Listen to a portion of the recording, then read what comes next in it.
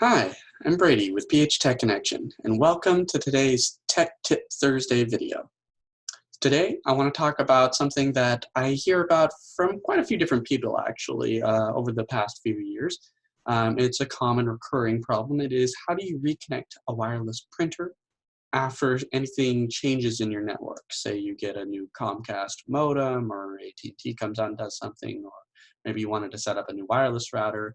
Whatever the case may be, something happens in your home network and then your Wi-Fi printer just doesn't work anymore. So it's a common question that I get, and oftentimes I get asked to help out with this. The nice thing is that it's actually a relatively easy fix, but to go over it, I want to go over a couple of different elements. So I'm going to kind of go over a little bit of a foundation of what I'm talking about, um, describe a little bit more what the issue is, and then what the fix is. So start with the foundation, right? Let's talk about what a network is in really basic terms. Now, some of you may already know what this is, but I want to make sure that everybody's on the same page. So every device that connects to the internet, and by extension, any device that is on your local home network, gets a unique number called an IP address. And it's given to it by the router, whether it's Comcast, AT&T, a wireless router, it doesn't really matter. But let's just say that that router is essentially a puppet master. It is a director. It is it is a distribution center for UPS kind of thing. They give out numbers, and that those numbers are similar enough that everything on that local network, at least by default, can talk to one another.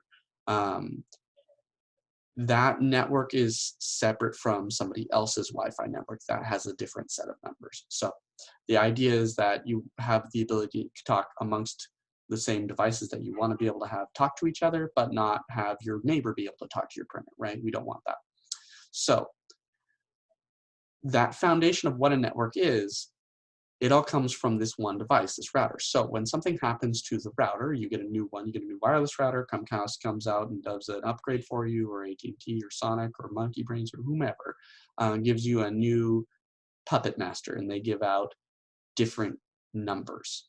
So now the issue, hopefully, is fairly clear. The printer is not smart enough to automatically pick up on what the new numbers are. You always have to tell it what to connect to when you first set it up the very first time. Um, Laptops, phones, desktops, they're all a bit smarter. They're able to pick up on a new IP address from the router automatically. Printer, not so much. You have to kind of configure that ahead of time.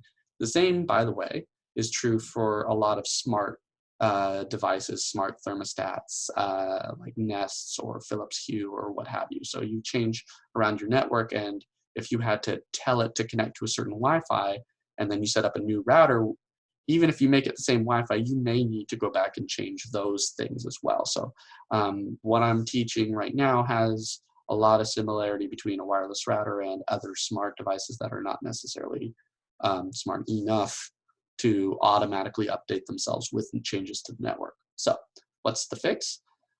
Pretend that the printer is brand new. You just unboxed it. The first thing you had to do in order to get it networked was go into the settings and use the setup wizard, tell it to connect to the Wi-Fi, ask for a password.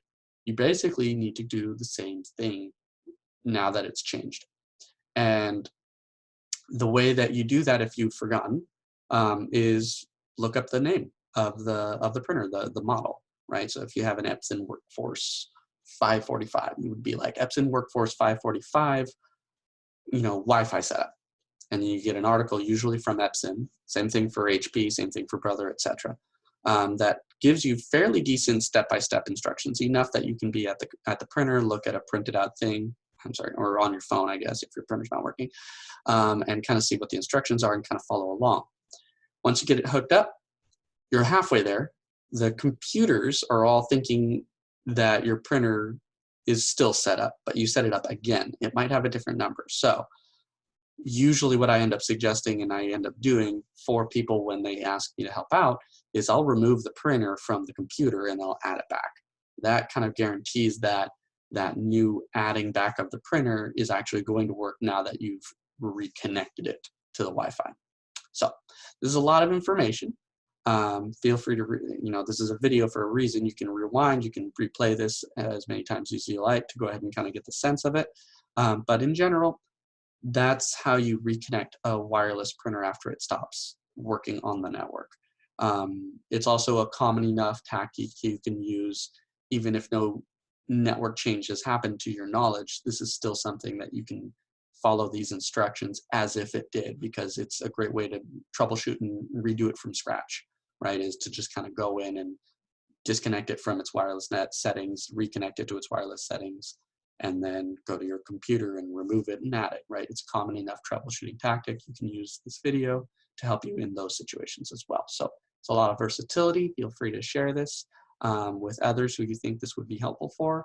Don't forget to like the video, subscribe to our channel if you want to hear new tech tips and other kind of Tuesday News Day kind of related events in our other series. You know, if you're interested in hearing on another topic that we haven't covered yet, feel free to comment below and let us know. We'll be happy to cover it in a future video. Until then, thanks for watching.